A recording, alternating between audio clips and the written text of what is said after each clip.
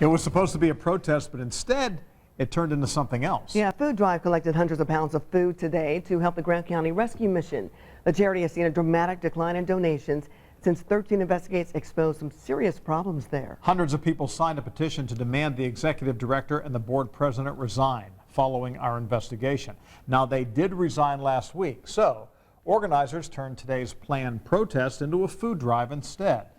All of the donated food went directly to the rescue mission to help feed the homeless. But many people in Grant County are simply not yet ready to renew their support for the charity. In fact, they say there are still far too many questions about what the rescue mission has done with millions of dollars already donated. Now, the charity is giving no answers, but tonight, our senior investigative reporter Bob Siegel has new documents that shows where some of that money went. To understand why so many people are so frustrated with the Grant County Rescue Mission, you don't need to go very far. In fact, just wander a few blocks away. Welcome. This is the St. Martin Community Center. It feeds the needy every day, and it's home to the largest food bank in Grant County. It's actually a good blessing to have a place like this. It does help out a lot. Cereals, pasta. The people who run the food bank were furious to see what 13 Investigates exposed at the rescue mission.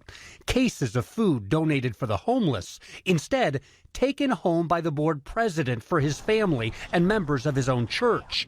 And pizzas donated to the rescue mission, well, those went home with the charity's executive director to feed his dogs and his fish. Yeah, I can see how it could look odd. They told Eyewitness News they took the donations themselves so it did not go to waste. They said the rescue mission got more food than it could use or even give away to the needy. Never. That's not true. That's shocking information to Teresa Campbell, the director at St. Martin. I've never got a call from the rescue mission saying, Teresa, we have extra cereal, or we have Walmart distribution food. Would you guys want any of it? Is there enough food to meet the needs of the homeless and the hungry in Grant County? No, there's not. We are one of the most food insecure counties in the 92 counties. There is not enough food. There is not. In fact, food donations in Grant County are way down. So far this year, the St. Martin Food Pantry has served 1,500 fewer families than it did last year because there simply is not enough food being donated. Now compare that to the rescue mission, where leaders were dumping spoiled food they forgot about, taking food home for themselves, and even feeding it to their pets, claiming there was simply too much. I'm really never concerned about food. There's always food that God gives to us. Following our investigation, the executive director and board president resigned, and the mayor of Marion issued a challenge to the rest of the board. Really encourage them to be transparent and let themselves be held accountable. But that has not happened. Board members won't even say who's running the rescue mission right now. Every board member we contacted simply said no comment. And for the past month, 13 Investigates has repeatedly asked the Grant County Rescue Mission for very basic financial information. The executive director ignored those requests. So last week, I asked again, in person and in writing. Still, no response. Now compare that to transparency over at St. Martin. If someone wants to see your financial information, I will pull it out of the drawer. And that's exactly what she did. Right here is the 2014 tax return. The receipts for all bills, that's our budget for our expenses. This is our revenues right here. All of the charity's books open to the public. And right here is my salary, right there, and everybody else's that works here. The rescue mission has not been willing to open its books, which leaves a lot of questions.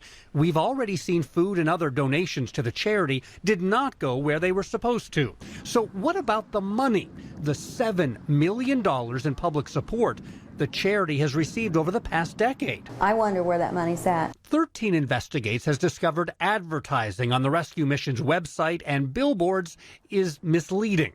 That $2.05 to provide a hot meal, well, that's not what the rescue mission spends, because nearly all the food it serves comes in free of charge. It's all donated from businesses, corporations, and individuals in Grant County. The former director admitted to Eyewitness News donations to the charity are not going here. They're going for something else. It just goes to pay the bills of our staff. It goes to do the things that we do to help individuals stay here for free. It's a vague response, and the charity does not want to give any more details. But 13 Investigates has what the rescue mission does not want the public to see. We've obtained internal financial statements that raise questions about how the charity is spending its money and what it's reporting to the IRS. For example, in 2014, the rescue mission told the IRS it paid Executive Director Tom Ballard absolutely nothing. But this monthly report given to board members shows the same year, the administrative staff at the rescue mission received salary and benefits of more than $250,000. The administrative staff includes Tom Ballard, his wife, his daughter, and an assistant. Exact salaries are not broken down, but financial documents show Tom Ballard got an $18,000 housing allowance, nearly $8,000 more for a car allowance, and a couple thousand extra for a cell phone. That same year, the rescue mission spent $52,000 more than it brought in, according to the charity's internal records. But the numbers reported to the IRS, they're completely different. The total revenues and expenses reported to the board, compared to those reported to the IRS, they're off by hundreds of thousands of dollars. And that's just for a single year. I'm not interested in the finances. That's not my area. The former board president wouldn't talk about it with 13 Investigates. And since he's resigned, not a single remaining board member will talk with us either. So still lots of questions, few answers, and zero transparency. This is a tough situation. It has to be improved, obviously. Let's fix this and make it right. Some people are now calling for the entire board at the rescue mission to step down, pointing out it's the board's responsibility to ask tough questions and to catch problems before they happen, not after. The mayor says he'll step in and offer assistance if he's asked. In the meantime, he's pleading for Grant County residents to not stop their charitable giving, whether it be to the rescue mission, the food bank, or someplace else. You can see internal documents and our full investigation online right now at WTHR.com.